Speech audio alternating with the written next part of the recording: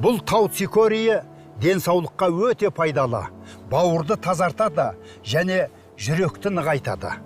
Шықшөп шайын ұнаттыңыз ба, ата? Әрине, өте дәмді екен. Рахмет. Цикорийдің пайдасын не анықтайды? Оның қандай оң қасиеттері бар? Ол қалай қолданылады? Қашан зиян келтіруі мүмкін? Цикорийдің пайдасы мен зиян туралы айтып береміз, бейнені соңына дейін көріңіз. Цикорий жер-жерде өсетін көп жылдық шөптесін өсімдік. Оның көкшіл гүлдерін егістіктерде, орман шетінде, жол бойында көруге болады. Сондықтан көптеген адамдар оны арамшөп деп санайды. Алайда бұл өсімдік ежелгі Рим мен ежелгі Мысырда емдік мақсатта қолданылған. Оның гүлдерінен, жапырақтарынан, сабақтарынан емдік құралдар дайындауға болады. Бірақ пайдалы заттардың құрамы бойынша ең құндысы тамыры. Шөптесін өсімдіктің тамыры 10-12 метрге дейін өсуі мүмкін. Ол кофеге алмастыратын сусындар дайындауға қолданылады. Одан ерітінді ұнтақ жасайды, емдік мақсатта қолданылады. Цикорийдің пайдасын не анықтайды? Кез келген өнімнің пайдасы оның құрамымен анықталады. Цикорий құрамында инулин, тәтті дәмі бар табиғи полисахарид бар. Ол ішекте микрофлора үшін қолайлы орта жасайды. Оңтайлы қорытуға ықпал етеді. Қажетті, пайдалы және қоректіп заттардың сіңуін жақсартады. Ішекті тазартуды ынталандырады. Іш қатуды жояды. Минералдар, оның ішінде калий, жүректің дұрыс ырғақты жұмысы үшін қажет және гемоглобиннің қажетті концентрациясын, оттегі тасымалдаушысын қолдауға көмектесетін темір бар. Қан түзілуіне және жүйке жүйесін нығайтуға ықпал ететін В тобындағы дәрумендер. Аскорбин қышқылы, сау тамырлар мен мықты иммунитеттің кепілі. Жасуша қабықтарын нығайтатын және мидың жұмысына көмектесетін, холестерин концентрациясын бақылайтын пайдалы май қышқылдары. Адам ағзасына қажетті ақуыздарды құру үшін қажетті алмастырылмайтын амин қышқылдары. Құрамындағы токсиндер мен шлактарды шығаратын, метаболизм қарқындылығын реттейтін тағамдық талшықтар. Цикорийде болатын пайдалы ингредиенттердің тек аз ғана бөлігі келтірілген. Өсімдікте басқа да биологиялық белсенді заттар бар. Бұл оны ерекше пайдалы етеді және ағзаны сауықтыруға, зат алмасуды қалыпқа келтіруге, тіпті кейбір ауруларға төтеп беруге қабілетті етеді. Бейнені жалғастырар алдында арнаға жазылуға шақырамыз. Бізді көретін әрбір адамға пайдалы болғымыз келеді және жаңа шығарылымдар туралы уақытында хабарлап отырғымыз келеді. Цикорийдің қандай оң қасиеттері бар? Құрамы өте бай болғандықтан, цикорий адам ағзасына жан-жақты әсер етеді. Стресспен және орталық жүйке жүйесінің қозуымен күреседі. Жақсы көңіл-күйге ықпал етеді.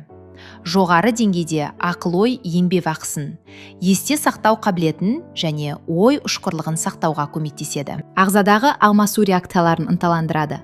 Қандағы глюкоза деңгейін реттейді, тәбетті төмендетеді, салмақтың азаюына әкеледі. Метаболикалық синдром мен қан диабетіндегі жағдайды жақсартады. Регенерациялық қасиеттерге ие, коллаген синтезін ынталандырады, қабыну қарқындылығын азайтады, теріні сергітеді, шаштың өсуін белсендіреді, буындарды қалпына келтіреді. Қорытуды қалыпқа келтіреді, ішек микрофлорасын қолдайды. Тоқ ішекте қажетті бактериялардың дамуына жақсы жағдай жасайды. Пайдалы ингредиенттердің сіңу қарқындылығын арттырады және токсиндерді шығарады. Ішектің қозғалыс белсенділігін ынталандырады. Оның ішіндегілердің тоқырауына жол бермейді, нәжісті реттейді, ағзаның қорғаныс күштерін нығайтады, иммундық жүйенің дұрыс жұмысын қолдайды, зат алмасуды тұрақтандырады. Холестерин фракцияларының концентрациясы мен ара қатынасын қалыпқа келтіреді. Жүрек бұлшықетінің жұмысына оң әсер етеді. Жүрек соғысының ырғағын қалыпқа келтіреді. Гипертония кезінде артериялық қысымды төмендетуге ықпал етеді. Анемияның дамуына жол бермейді. Гемоглобиннің қажетті деңгейін қолдайды. Диуретикалық және холеретикалық әсерге ие, яғни бүйрек пен бауырдың қарқынды тазалануына әкеледі. Табиғи қартаюды баяулатады. Комментарийлерде цикорийді қолданасыз ба? Жазыңыз. Цикорий қалай қолданылады? Цикорийді ерітінді, ұнтақ немесе кептірілген тамыр түрінде сатып алуға болады. Оны кофеге алмастырғыш ретінде қолдануға болады. Себебі цикорий сусынының дәмі натурал кофеге ұқсайды. Егер дәрігерлер кофе ішуге тыйым салса, бірақ өте қаласа, онда цикорий көмекке келеді. Кофеге балама ретінде ерітінді цикорийді стақанға салып демдеуге немесе дәндік қоспаларды қосуға болады. 200 мл қайнаған суға 2 шай қасық цикорий ұнтағы қажет. Сусынның тәттілеу дәмі бар, сондықтан оны ешқандай қоспасыз қолдануға болады. Бірақ қаласаңыз, сусынға қант, немесе бал, лимон шырны, немесе итмұрын, даршын немесе куркума, жаңа жидектер қосуға болады. Емдік мақсатта цикорий сусынын дайындауға болады. Егер іш қату мазалса, өт қоюланса, ісік пайда болса, онда 15 грамм ұнтақталған цикорий тамырын 600 мл ыстық суға құйып, отқа қойып, 10 минут қайнату керек. Судан кейін суытып сүзу керек. Күніне 3 рет 3-тен 1 стақаннан қабылдау керек. Жүректі қолдау қажет болса, себебі жүрек соғысы байқалады және ісік пайда болса, онда 1 стақан қайнаған суға 1 ас қасық кептірілген шикізатты құйып, қақпағын жауып, орап қою керек. Жарты сағат тұндыру керек. Сүзілген тұндырылған суды күніне 3 рет 30 мл-ден қабылдау керек. Геморрой тезірек жазылады, егер күніне 3 рет 5 грамм шикізаттан және стақан ыстық судан жасалған цикорий тұндырмасының 100 мл-ін қабылдасаңыз. Тері ауруларында, аллергия белгілерінде цикорий тамырының қайнатпасымен компресс жасау жақсы әсер етеді. Үлесі келесідей. 250 мл қайнаған суға 60 грамм өсімдік, 30 минут қайнату керек. Цикорий қашан зиян келтіруі мүмкін? Көптеген оң қасиеттері бар цикорий. Егер келесі жағдайларда қолданылса, ағзаға зиян келтіруі мүмкін. Цикорийге төзбеушілік немесе аллергия, варикозды кеңею, бронх демікпесі, созылмалы бронхит, бүйрек немесе өт тас ауруы, ас қорыту мүшелерінің қабыну ауруларының жедел сатысы болған жағдайда. Егер цикорийді қолдану пайдалы болатынына сенімді болмасаңыз, оны қолданар алдында дәрігермен кеңесіңіз. Құрметті көрермендерім, Алла разылығы үшін бір өтінішім бар еді.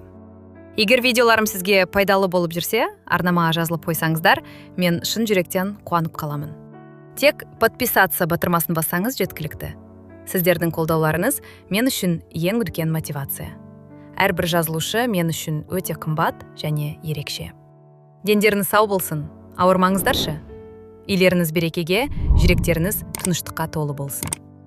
Құрметті менің ең жақын көрермендерім.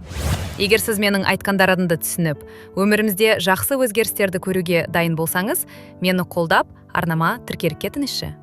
Әрбір тіркелген адам мен үшін ең қымбат әрі бағалы адам. Сіздер менің күшімсіздер. Мен сіздермен бірге өсіп, дамып, өмірдің шынайы құндылықтарын ашатын боламыз. Бірге болайық. Тек құрметті адам болу емес, өзімізді сыйлайтын күшті адам болайық.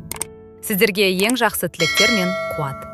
Мен сіздер үшін әрқашан пайдалы боламын.